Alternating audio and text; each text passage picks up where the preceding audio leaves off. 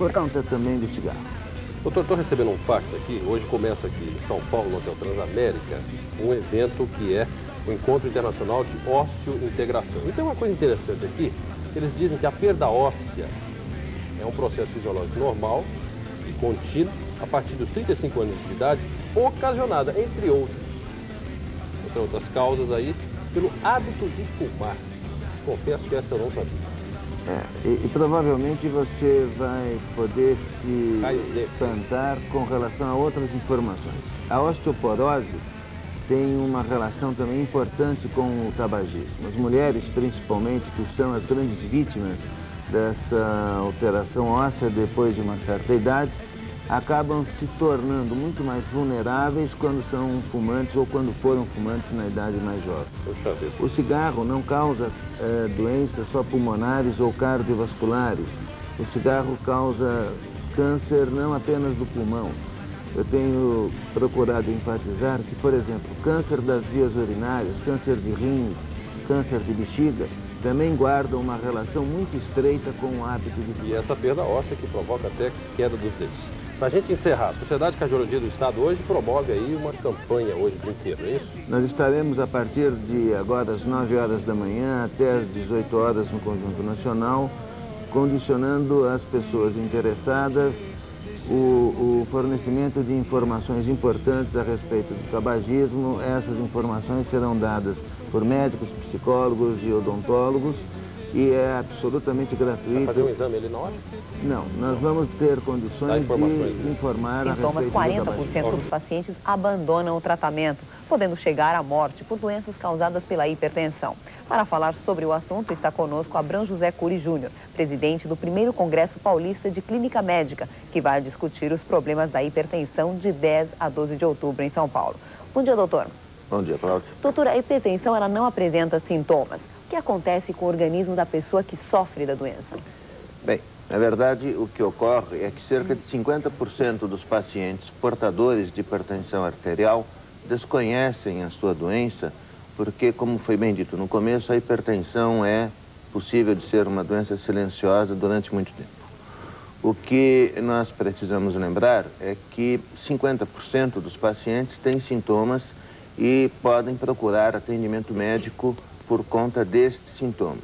Infelizmente, quase 40% deles, ou seja, desses 50% que procuram tratamento e têm uma primeira ou uma segunda consulta médica, acabam abandonando o tratamento por razões várias, e isto é o que de mais grave nós podemos ter, porque além de saber do seu problema, ele acaba não dando a menor importância e sendo possível ter uma série de complicações por causa disso. Que tipo de problemas que a pressão alta pode causar?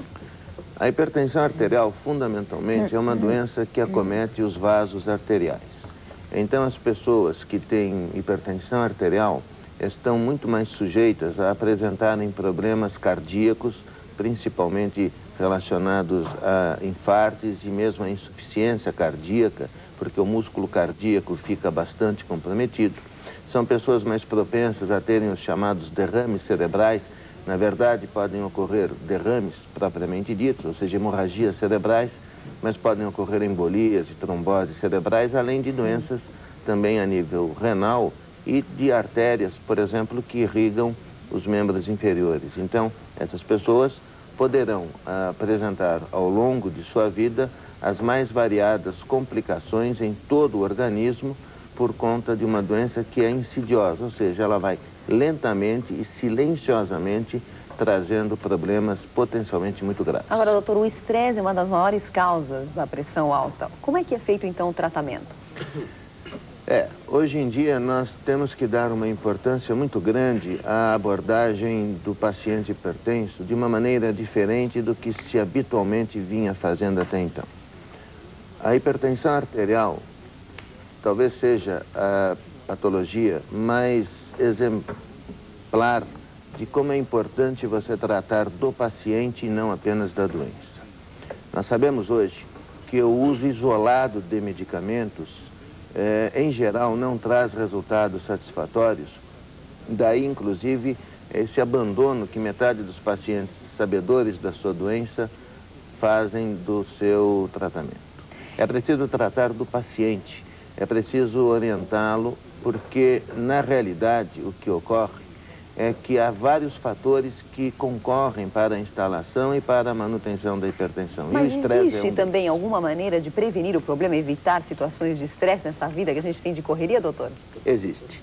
O que você não pode evitar, exatamente, não significa que não pode ser algo com o qual você possa trabalhar melhor.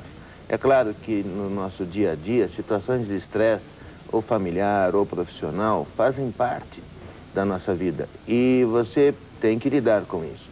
O grande problema não está apenas em você não ter o estresse. O estresse até faz parte de uma condição de vida adequada. É saber lidar com o estresse. Seriam por aí, isso é fundamental. E isso é algo que, às vezes, a gente precisa de ajuda profissional para aprender a fazer. E hoje em dia não são apenas as pessoas mais idosas. Parece que nos últimos 10, 15 anos, o número de casos de pessoas jovens com hipertensão tem aumentado também. Tem aumentado, em função do estresse que a vida moderna traz, em função de erros alimentares.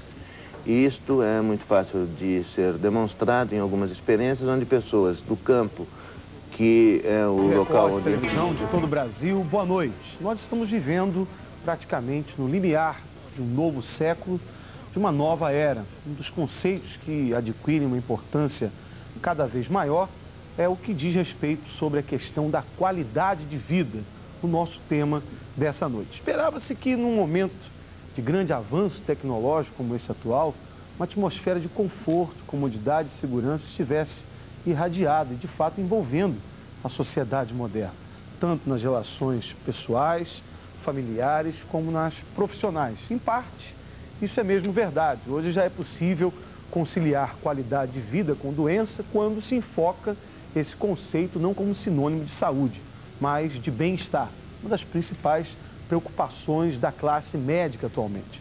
Até alguns anos, sofrer um infarto era o fim dos prazeres da vida. Algumas pessoas, mesmo sem indicação do médico, chegaram a parar de manter relações sexuais. Agora são os próprios médicos que estão trabalhando para mostrar aos seus pacientes que é possível viver bem e aproveitar a vida, respeitando sempre os limites impostos pela doença e suas recomendações. Em alguns casos, a doença acaba até se transformando em um estímulo à preservação da própria vida. Mas como manter a qualidade de vida? Quais são os princípios para se levar bem a vida de uma forma saudável e tranquila? Bem, a 25ª hora está no ar e você pode participar pelo 252-3007 ou então enviando o seu fax pelo 824-7056. Estão conosco essa noite o doutor José Abraão Cury Júnior, que é cardiologista e presidente da Regional São Paulo da Sociedade de Clínica Médica. A Mônica Búfalo, que é professora de Educação Física, especialista em reabilitação cardiológica. A doutora Eunice Labadia, que é psicóloga e diretora do Departamento de Psicologia da Regional de São Paulo da Sociedade de Clínica Médica. E a doutora Beatriz Castro Rangel, que é médica psiquiátrica, que há anos vem desenvolvendo estudos na área do conhecimento e desenvolvimento emocional, visando a melhoria da qualidade de vida. Nós vamos agora, então... É o seu programa Saúde Feminina da Rede Mulher de Televisão, né? Começando mais uma semana inteirinha ao vivo com você aqui, bem pertinho, né? Pois é, hoje nós vamos falar aqui sobre preparar-se para as férias, né?